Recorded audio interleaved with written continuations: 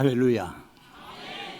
하나님의 복과 은총이 오늘 30주년을 맞이해서 기념 예배를 드리고 또 맥주 감사주의를 드리는 여러분에게 충만하기를 간절히 바랍니다. 머릿돌교회 30년 참으로 감기가 무량합니다.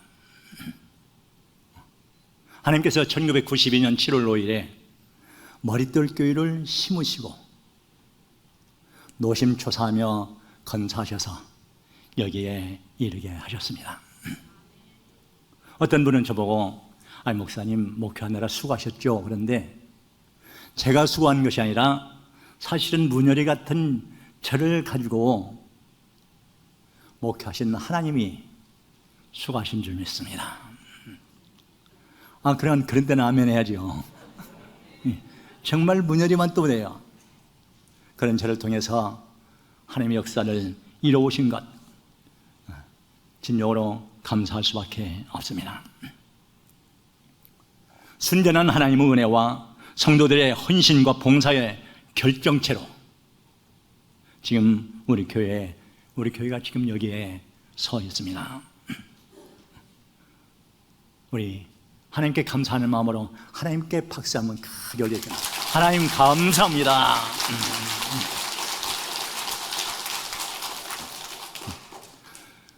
30년의 은혜에 대해서 말씀드리려고 하면 끝이 없어요.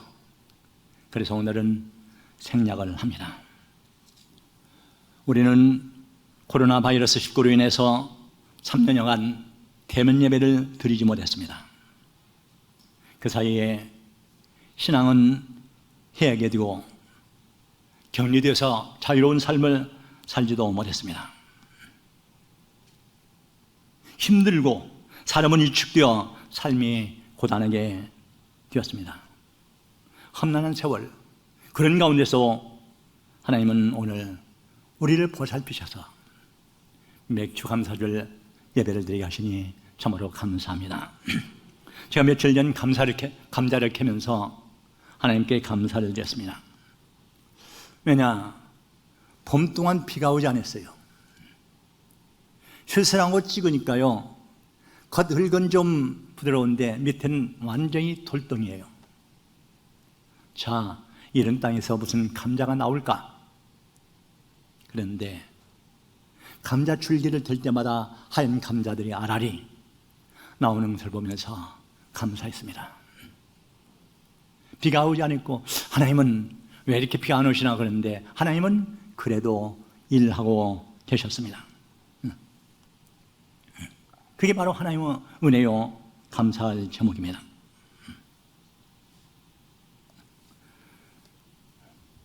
그리고 험난한 세월 가운데서 우리를 편안한 삶을 살게 하셨습니다. 사실 내 존재, 여러분 중에 여러분의 뜻과 의지로 이 땅에 태어났고 지금 머릿돌교회에 나왔고 지금 그 사업체에서 일하고 지금 그곳에서 살고 있는 분 한번 손들어 보세요. 한 사람도 내 의지와 관계없이 하나님의 은혜로 이 땅에 태어나고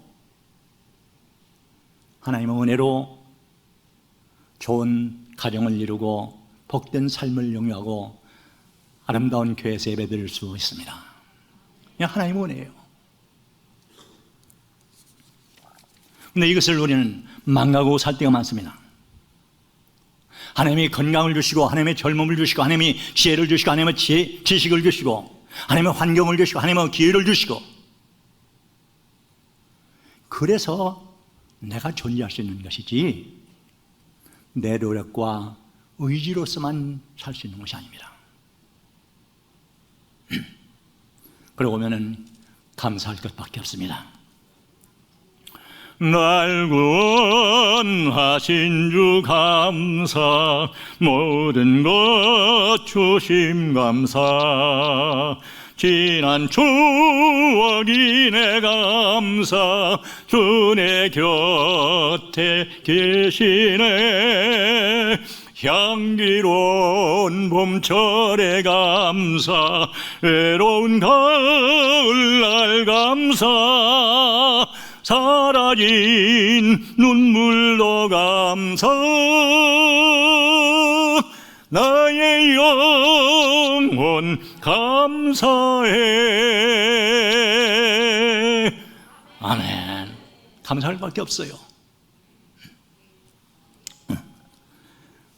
그런데 오늘은 우리 교회 경사가 겹친 날입니다. 맥주감사절 머릿돌교회 30주년 감사예배 때문에 그렇습니다. 그런데 오늘 본문에 보면은 우리 교회 겹친 경사 못지않게 참으로 경사스러운 날이 소개되고 있습니다. 그것이 무엇입니까? 20년 동안 압박을 받던 블레셋에서 이스라엘 백성들이 해방되었습니다. 해방되었을 뿐만 아니라 잃어버렸던 땅을, 그 고토를 다시 찾고 그들은 물려가고 항복하고 이제는 오히려 이스라엘 백성들에게 조공을 바치는 신세가 되었습니다. 오늘 본문에 있는 것처럼 블레셋이 다시는 이스라엘의 지역에 범접하지 못하였다고 말씀하십니다. 조공을 바치던 나라가 오히려 조공을 받는 나라가 됐어요. 얼마나 감사한 일입니까? 20여 년 전 블레셋의 침공으로 34,000명이 죽고 하나님의 언약궤는 빼앗기고 그들의 앞뒤 아래 종을 바치며 가진 고통을 다 당해야 했습니다. 20여 년 전 그런 어려움을 당했는데 오늘은 대성을 거뒀으니 얼마나 감사하겠습니까? 우리나라가 일제 36년 압박당하는 건 못지않게 이스라엘 백성들도 압박을 당했습니다. 그러한 블레셋을 물리쳤으니 이보다 더 감사할 일이 어디 있습니까? 이보다 더 경사스러운 일이 어디 있어요? 그러니까 우리나라 광복절 못지않게 즐거운 나라가 오늘 바로 에베네셀 하나님을 찬양하는 오늘 이스라엘 백성들의 모습입니다. 블레셋 사람들이 얼마나 압박을 했는지 구체적인 건 안 나왔어요. 그러나 먼 훗날 사울이 왕이 되고 블레셋과 전쟁을 할 때 칼을 가진 사람은 사울 왕과 그 아들 요나단밖에 없었어요. 농기구도 만들려면은 블레셋에 가서 농기구도 만들어 와야 했습니다. 얼마나 불편했겠어요.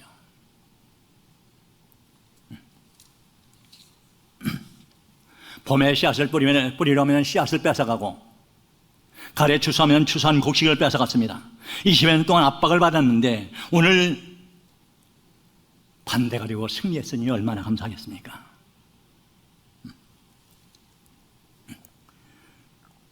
그러면은 어떻게 해서 대성을 거두고 블레셋을 물리치고 뺏겼던 땅을 회복하는 것입니까? 이스라엘이 전쟁한 것이 아닙니다. 순전한 하나님의 개입으로 하나님이 개입하셔서 승리를 가져다 안겨주셨습니다.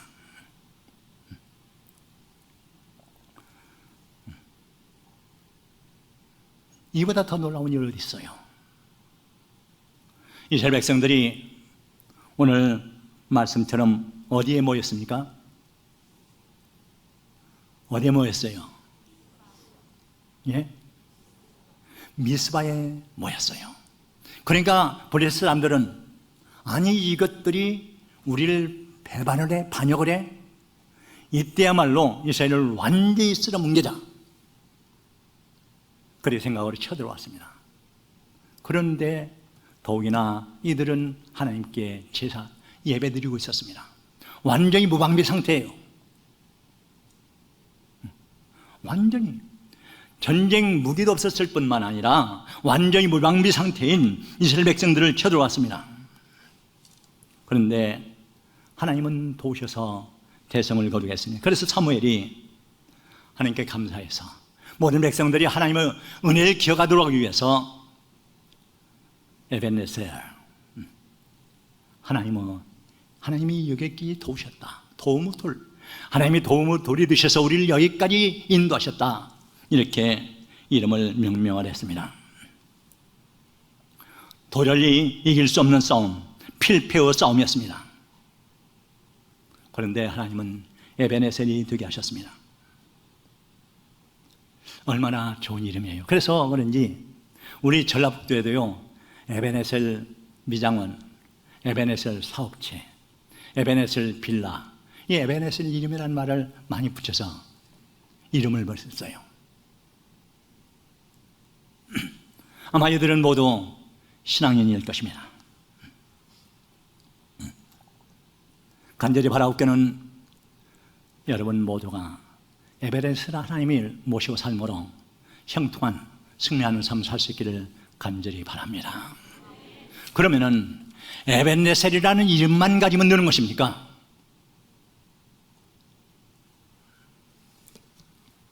에벤네셀이라는 이름만 붙이면 형통하게 되는 것입니까? 사무엘서 4장 1절 이하의 내용입니다. 거기에 지명이 에벤네셀이에요.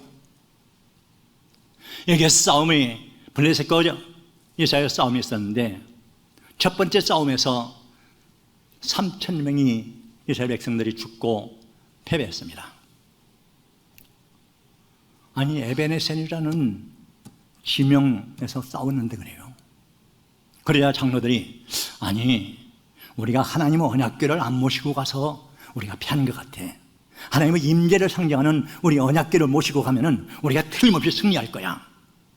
그래서 제사장들이 하나님의 언약궤를 모시고 전쟁에 참여했습니다.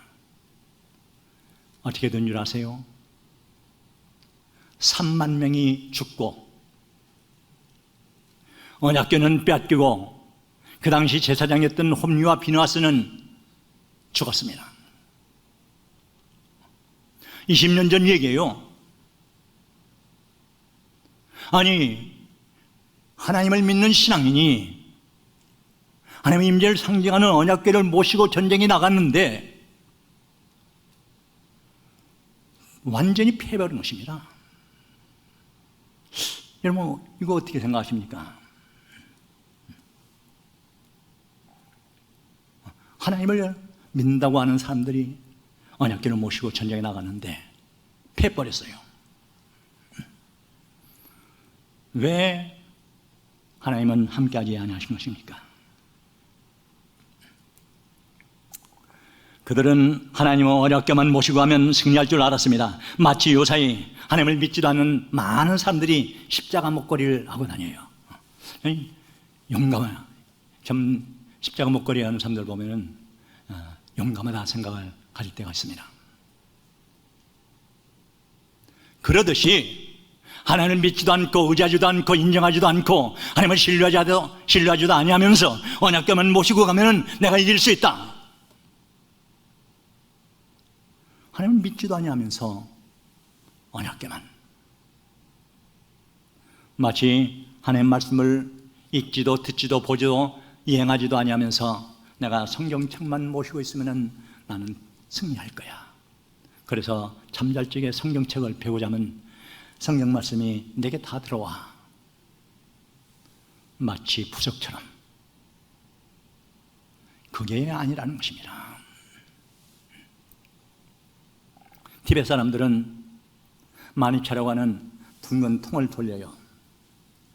쭉 있는 통을 돌리고 하면 왜 그러냐 했더니요, 이 통에 기록된 모든 경전들을 내가 읽지 않았어도 돌리고 가면은 다 읽은 것이 되고 다 행한 것이 된다는 거예요. 이거와 다른 것이 뭐 있으면 이거 마찬가지입니다.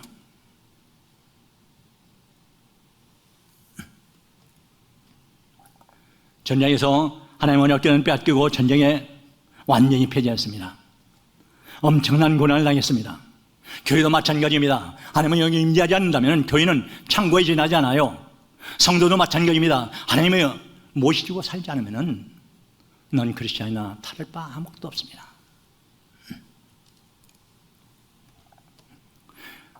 그러잖아요. 그런데 오늘은 대승을 거뒀어요. 하나님의 도우심으로. 어느 때는 하나님이 언약궤를 빼앗기도록 지상들이 죽도록 버려두시고 무관심하시는 하나님이 어느 때는 돌이 되셔서 대승을 거두고 평안한 삶을 살게 하신 것입니까? 어떻게 해야 이가봇, 하나님의 영광이 이미 떠났다. 사무엘서에 보면 이가봇이라는 말이 나와요. 4장에. 이 이가봇 하나님을, 이가봇 에베네셀로 바꿀 수 있는 것입니까? 어떻게 해야? 첫째로는 전심으로 하나님께 돌아와야 됩니다. 3절, 너희가 여호와께 돌아오려거든 이방신을 제하고 너희 마음을 여호와께 향하여 그만 섬기라. 하나님께 전심으로 돌아오라고 말씀하십니다. 돌아왔어요. 홈리와 비나스는 제사장이면서도 하나님을 경외치 않았습니다. 하나님을 믿지 않았습니다. 성전 문간망에서 음란한 짓을 하고 하나님께 드리는 제물은 가장 좋은 것을 훔치다가 불고기에 처먹고, 그러면서도 나는 제사장이다, 나는 기사장이다. 하나님은 이미 이가봇 그에게서 떠나버려요. 영광이 떠났어요.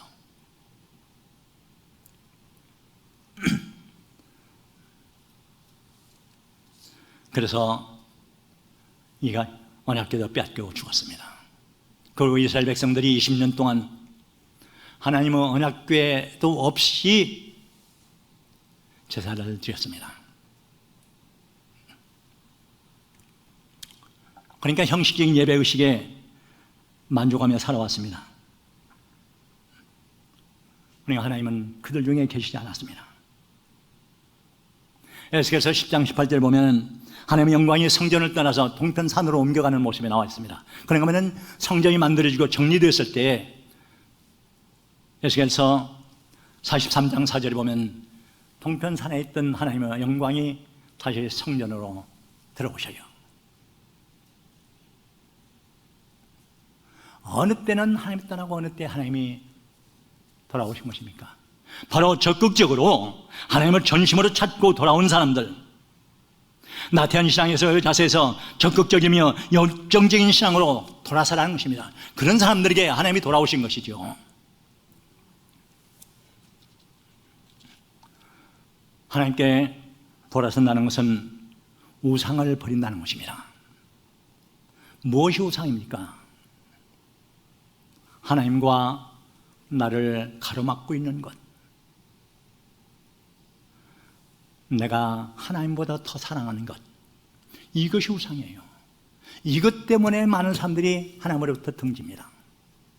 명예 때문에, 돈 때문에, 권세 때문에, 다른 등등등 많은 이 우상, 이것을 오늘 그래서 온전히 버리고 돌아오려거든. 이거 버리고 돌아와라, 이렇게 말씀하십니다. 예수님께서도 너희는 먼저 그의 나라와 의를 구하라. At first, 제일 첫 번째로 최고 우선권을 두고 그의 나라와 의를 구하라. 그러면은 이 모든 것 다 쌓아주시겠다. 이게 예수님 말씀입니다. 신명기서 6장 5절, 너는 마음을 다하고 뜻을 다하고 힘을 다하여 내 하나님 여호와를 사랑하라. 하나님께 먼저 돌아오는 사람, 그 사람들을 기다리십니다. 코로나 바이러스로 인해서 집회가 금지되고 대면 예배가 금지되고 영상 예배를 드리면서 그만큼 신앙이 나태해졌습니다. 우리가 이가봇 하나님에게서, 이가봇에서 에베네스를 바꾸려면 하나님께 돌아와야 됩니다. 먼저.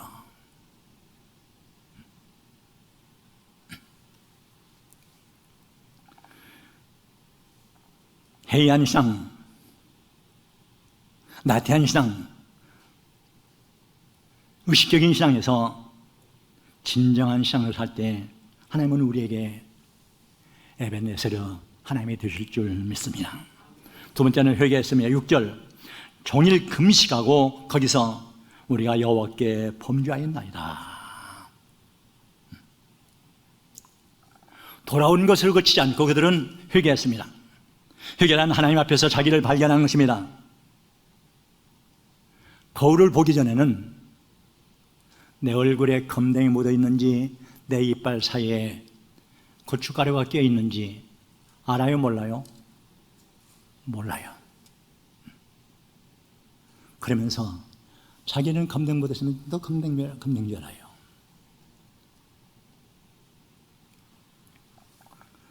하나님 앞에 나를 보고 삶의 검댕을 지우고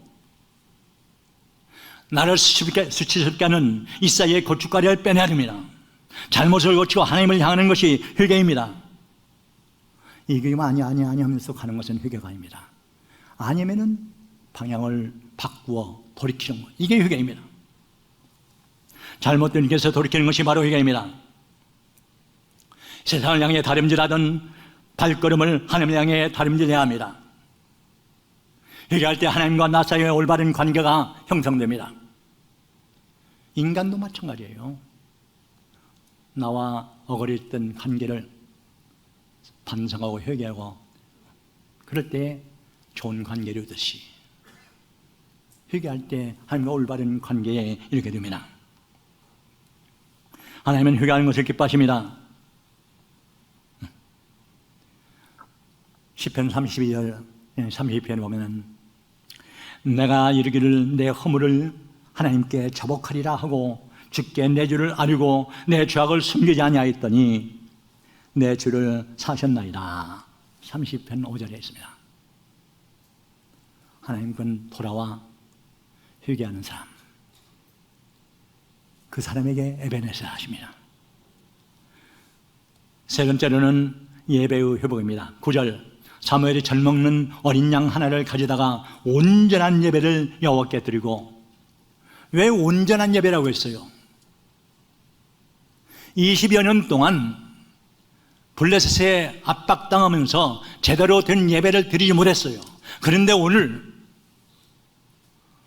사무엘이 제사장 되면서 온전한 예배를, 진정한 예배를, 예배다운 예배를 드린 것입니다.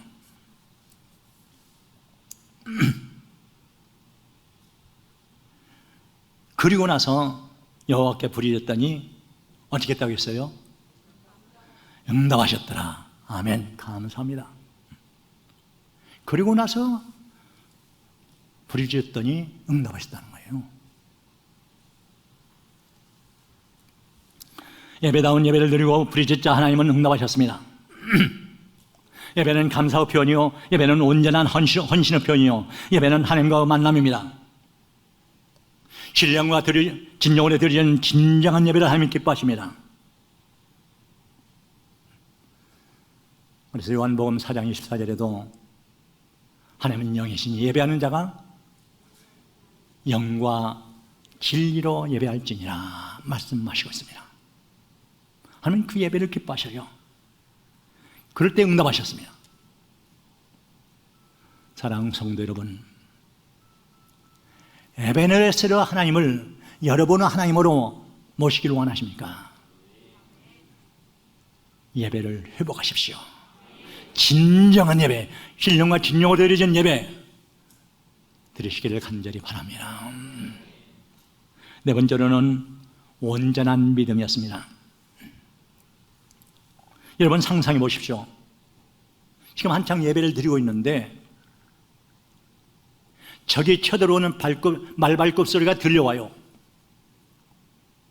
지금 적이 쳐들어오는 총소리가 들려옵니다. 여러분 어떻게 하시겠습니까? 여러분 지금 예배를 드리고 있는데 어떻게 할 거예요?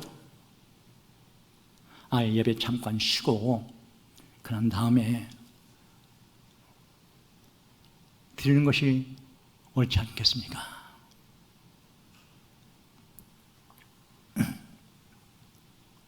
어떻게 적군이 오는 것을 보고 물밀듯이 예배를 못 본 듯이 예배를 진행할 수 있습니까? 아니, 모든 성도들을 몰살시킬 생각이라는 것입니까? 그러잖아요. 보통 생각을 하면은 예배 끝이고 빨리 피난하고 빨리 그랬는데 예배를 계속 진행합니다. 온전한 믿음 없다면 예배를 드릴 수가 없죠. 진정한 하나님의 도우심을 확실하며 하지 아니했다면 예배를 쉬었을 것입니다. 그런데 오늘 이스라엘 백성들은 너희들은 쳐들어와라. 우리는 예배를 드린다. 하나님이 우리를 도우시리라. 이런 믿음으로 그들은 예배를 드렸습니다. 다윗은 물맷돌 몇 개를 가지고 골리앗에 도전했습니다. 아까 말씀드린 것처럼 칼과 창이 없어서도 그러지만은 그는 하나님을 온전히 믿는 믿음이었습니다. 너는 칼과 창과 단창으로 내게 나오니와 나는 만군의 여호와 이름으로 내게 가노라. 오늘 하나님이 너를 내 손에 붙여 공중어 새와 들의 들짐승의 밥이 되게 하리라. 그것 아니면요, 아니 구척 장신인 3m가 가까운 2.9m예요. 그리고 백전노장인 골리앗 앞에 물맷돌을 가지고 어떻게 도전합니까? 그런데 다윗은 하나님의 도우심을 믿고 도전해요. 승리를 거뒀습니다. 그러니까 물맷돌이 이긴 것이 아니라 믿음이 이긴 것입니다. 온전한 믿음.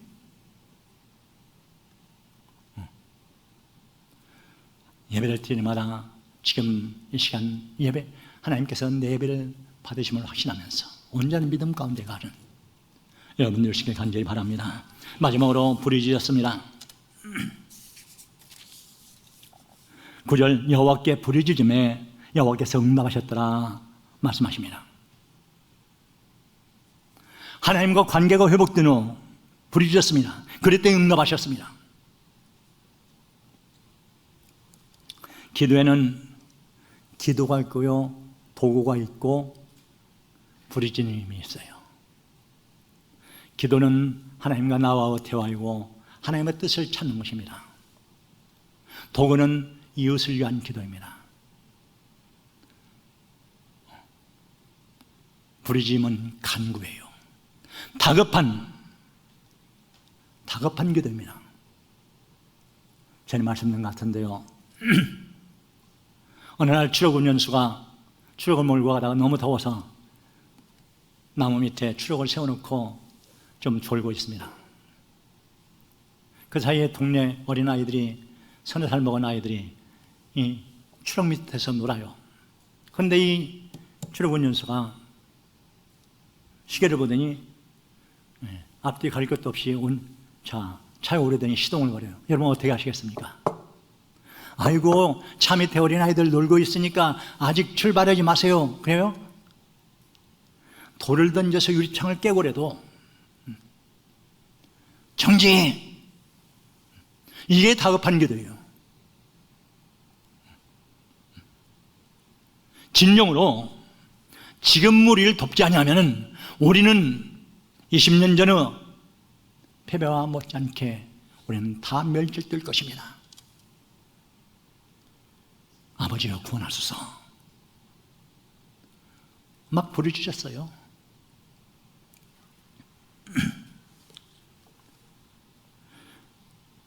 급박한 상황에서 하나님의 도움을 구했습니다.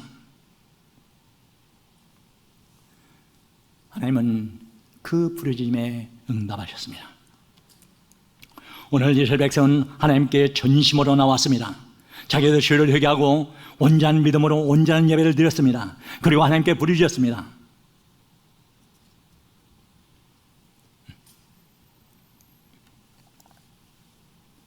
그리고 하나님의 응답으로 대성을 얻었습니다. 예레미야서 33장 3절에 너희는 내게 부르짖으라. 내가 내게 응답하겠고 내가 알지 못하는 큰 일을 내게 보이리라. 이건 하나님의 약속입니다. 부르짖으라고 했어요.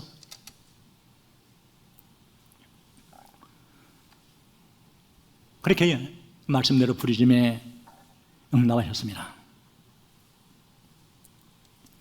블레셋 사람들에게 하나님께서는 큰 우레를 받아요 어지럽게 하셨습니다. 영어 성경에 보면요, 바로 패닉 상태, 완전히 공황 상태, 공포 가운데 빠졌다는 거예요. 아니 천둥이 좀 치고 구름이 좀 내리고 그런다고 해서 그렇게 패닉 상태에 빠지나? 하나님께서 어떻게 하신, 저는 상상을 해봤어요. 왜 이렇게 공포에 빠졌을 것인가?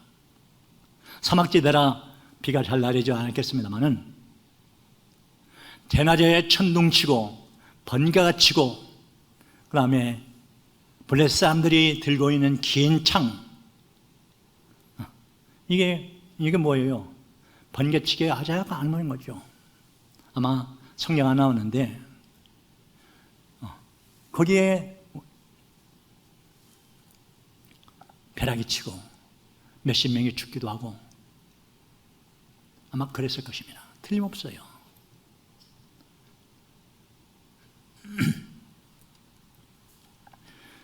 그래서